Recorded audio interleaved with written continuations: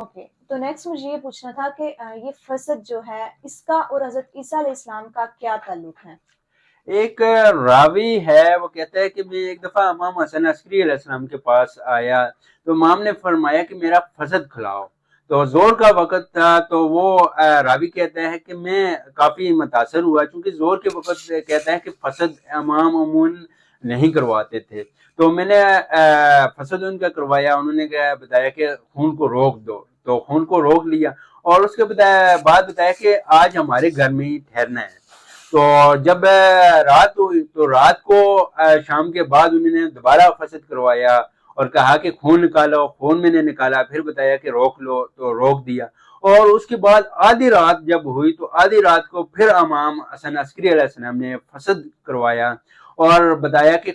خون روک لو۔ تو راوی کہتا ہے میں نے عجیب و غریب جو رگ تھی وہ آج تک میں نے فسد کرتے ہوئے نہیں دیکھی تھی، کیونکہ وہ فسد کا ماہر تھا۔ تو راوی کہتا ہے کہ جب امام نے فسد کروایا آدھی رات کو، تو اس میں ایک چیز ظاہر ہوئی، جس طرح نمک ہوتا ہے سفید رنگ کا، اس طرح اس کے رگ سے وہ سفید رنگ کی کوئی چیز باہر نکلی۔ تو چونکہ جو ائمہ اہل بیت علیہ السلام ہیں ان کو بہت زیادہ زہر دی جاتی تھی، تو ہو سکتا ہے، راوی کہتا ہے ہو سکتا ہے کہ وہ زہر کوئی ہوئی ہو جو امام فسد کے ذریعے باہر نکالنا چاہ رہے ہو، تو اس کی وجہ سے وہ فسد جو تھا، تو میں نے وہ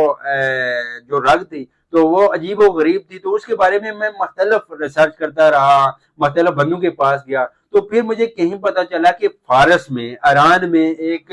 نصرانی ہے، عیسائی ہے، تو وہ بہت ہی اہل کتاب کا ماہر ہے، انجیل، تورات، زبور وہ سارا پڑھتا ہے اور فسد کا بھی ماہر ہے۔ تو اس کے پاس میں گیا تاکہ میں پوچھ لوں کہ یہ امام نے کیوں کیا، تو اس نے کہا کہ میں نے جو